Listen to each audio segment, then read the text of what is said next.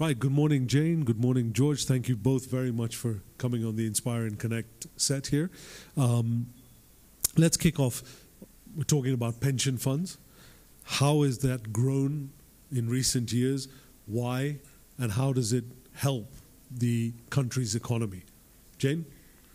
Thank you very much, and thank you for having me. Pension funds in Kenya have grown tremendously. We are now almost actually a 2 trillion shilling assets under management of pension funds in Kenya. And we expect to just keep growing. In terms of how we invest, our regulator has allowed us to invest up to 10% in private equity. Unfortunately, our pension funds have barely put aside just about 2%.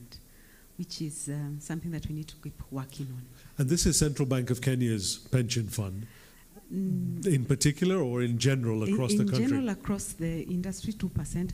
At the central bank, the central bank pension fund has put aside something like 5% of the assets under management for the fund in private equity. And how much does the central bank have in terms of a pension fund, in terms of numbers?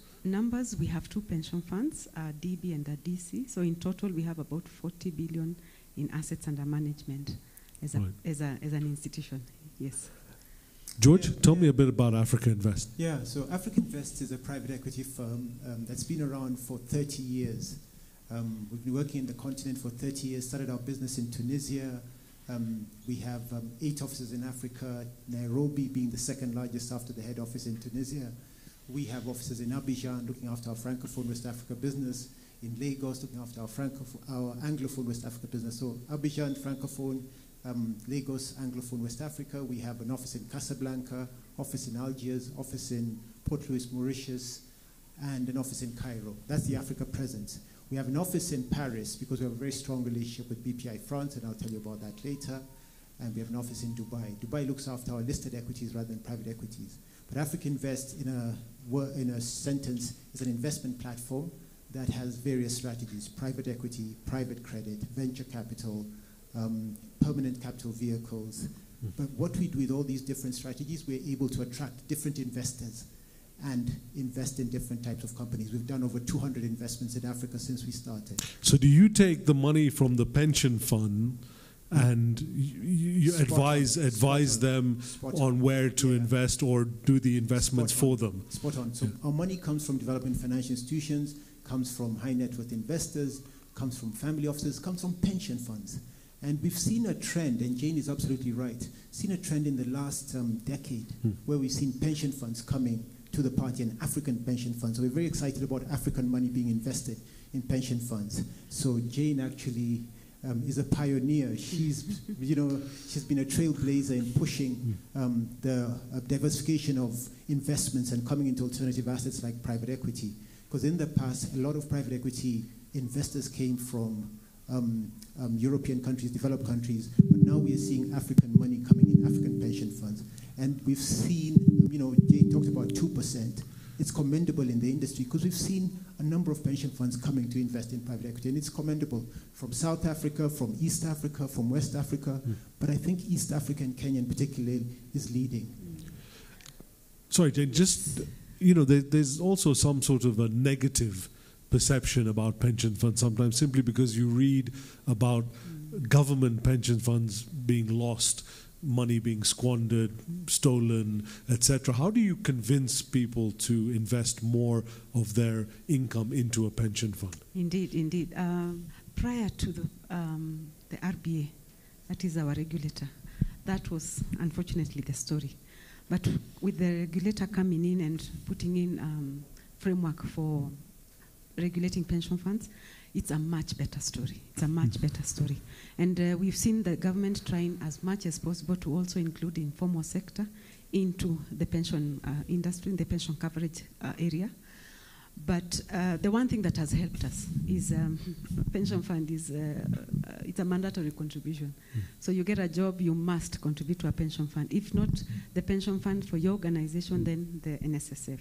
So that is one thing. Having mandatory contributions has helped us push coverage. But we are seeing a lot more initiatives by the government to include informal sector into the pension space. Yeah. And how do you guys decide what type of companies or private institutions to invest this? What do you look at as criteria to say we're going to put a couple of billion shillings into this particular company? Okay, billion is stretching it, but yes, we do a due diligence. It has to be thorough, and I must add, having a good lawyer is a plus. So due diligence is important. We must look at track record. We must look at where have they invested before, who is in the team, do they have criminal records, are they trustworthy people? Because even yourself as an investor, yourself as a person, if you don't have trust with the other person, you can't move. You can't move. So trust is important. So we do a lot of due diligence. We use our fund managers a lot to help us do this. It's a bit costly, we agree, and that could be one of the reasons why we find ourselves in this space where we don't have that much. It's expensive, but somehow when we come together, we are able to pull resources together. And several pension schemes coming together, pulling resources, using one due diligence, one lawyer to do a due diligence. That helps. That helps. So due diligence is important. And Ed, what Jane is talking about is talk about the process that pension funds undergo to invest into private equity fund managers like ourselves. So we are vetted extensively by Jane, their advisors, before they put money in us, and they look for track record.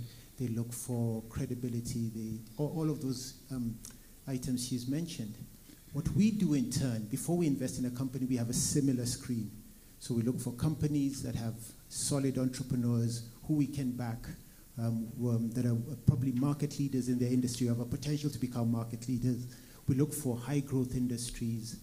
So we look for all of those factors. And yeah, having done 200 investments, having done close to 130 exits, and gotten a few gray hairs, we think we figured it out.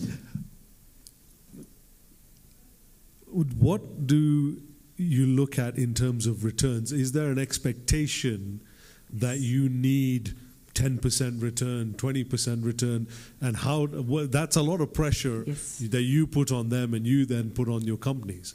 Yes. Yeah, go ahead. Go Sorry. first. So one of the things that we have, and I think it's standard across, we expect an 8% return. That's the hurdle rate. Then over and above, they normally give us up to 80% of any profit they make over and above the hurdle rate. So that is something that we sign up right from the get-go. We understand private equity is a long-term investment. It takes up to 10 years to mature. That we understand.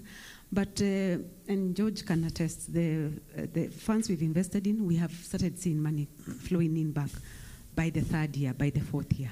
And so that we're happy with. So definitely return is important for us. Jane, tell me a little bit about women in this business. How do you inspire more women to get into position that you are in? And how did you come into this? Okay, thank you. I'm a bit of an old hand. I have 28 years of experience. I have worked mostly in the public sector. I'm also the current chairperson of the Association of Retirement Benefit Schemes. And I have been around. And one thing that I must tell everyone, and the women out there, stand up, show up, and take your seat at the table. I recently attended a leadership conference, some 3 years back, and one of the speakers, a professor and a lady, no less, made a statement that really resonated, that as women, we have lack of self-efficacy in leadership. We have lack of leadership self-efficacy. We need to show up and stand up and take a seat on the table. Thank you both very much. I'm sorry we've run out of time, but we really appreciate both of you coming on the set, and enjoy the rest of the day. And I hope you inspire and connect many more people. Thank you both.